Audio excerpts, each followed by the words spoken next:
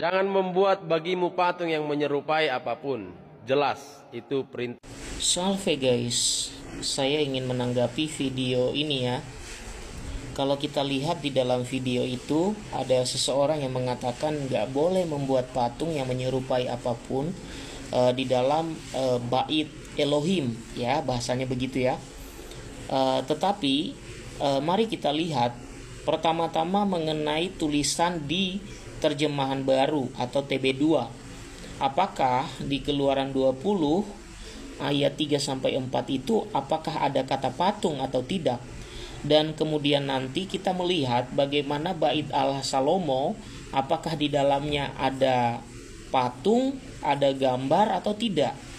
Nah, pertama-tama kita lihat dulu nih Keluaran 20 ayat 3-4. Apakah masih ada di sini kata patung atau tidak?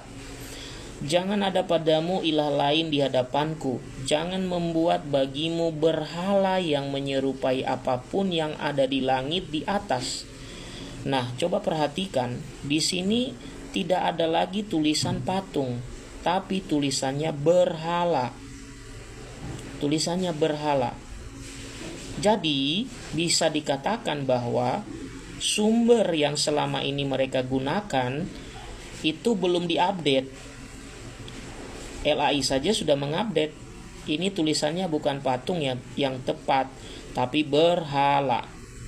Lalu kemudian teman-teman, kita coba buka kitab Raja-Raja 6 dan 7 ya, di mana kita bisa menemukan seperti apa bait Allah yang dibuat oleh Salomo ya.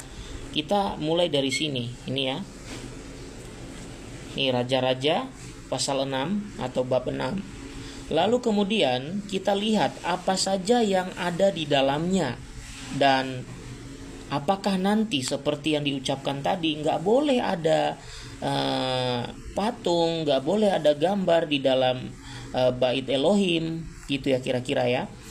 Nah, kita bisa baca ya mulai dari ayat 19 misalnya atau 20 ya, atau nanti kita bisa lihat di ayat selanjutnya.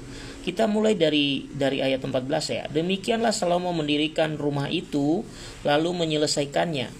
Ia melapisi bagian dalam dinding rumah itu dengan papan kayu aras mulai dari lantai rumah 1 ke balok langit-langit dilapisi dengan kayu aras. Ya. Oke, kita langsung saja ke bagian yang ingin kita bahas. Di ayat 18. Kayu aras pada bagian dalam rumah itu berukirkan buah labu dan bunga merekah. Artinya ada gambar ya Bapak Ibu ya. Semuanya dari kayu aras, tidak ada batu yang kelihatan.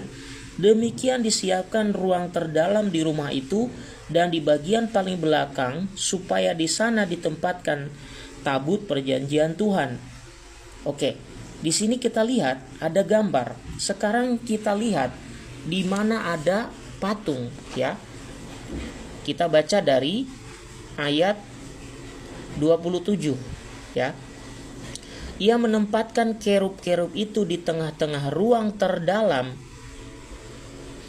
Sayap kerub-kerub itu terentang sehingga sayap kerub yang satu menyentuh dinding dan sayap kerub yang lain menyentuh dinding yang lain. Sayap-sayap yang mengarah ke tengah rumah itu saling bersentuhan. Kerub-kerub itu dilapisinya dengan emas. Artinya apa? Ini adalah patung kerub. Ya, ini adalah patung kerub. Ya. Oke, kita sudah melihat ada gambar, ada patung. Nah, coba kita lihat lagi di ayat 32. Pada kedua pintu dari kayu minyak itu ia mengukir gambar kerub. Ada patung kerub, ada gambar kerub, ada pohon kurma. Nah, tadi dikatakan di rumah Elohim gak boleh ada begini. Tapi Salomo mendirikan bait Allah. Di dalam bait Allah ada gambar kerub, ada patung kerub, bahkan ada gambar pohon kurma dan bunga merekah. Bahkan tadi dikatakan ada gambar buah labu. Ya, itulah akibatnya kalau tidak membaca, mempelajari dengan benar, tetapi sudah menyampaikan statement pendapat pribadi. Nah, teman-teman nanti silakan melihat gambar bait Allah Salomo itu. Nanti di sana akan terlihat apa yang disebutkan di dalam ayat ini. Ada ukiran dan ada patung. Jadi sebaiknya yang membuat video tadi ya belajar yang benar, belajar yang banyak dulu ya sebelum membuat video, supaya orang tidak tersesat, supaya orang tidak mendapatkan informasi yang salah. Begitu guys. Salve.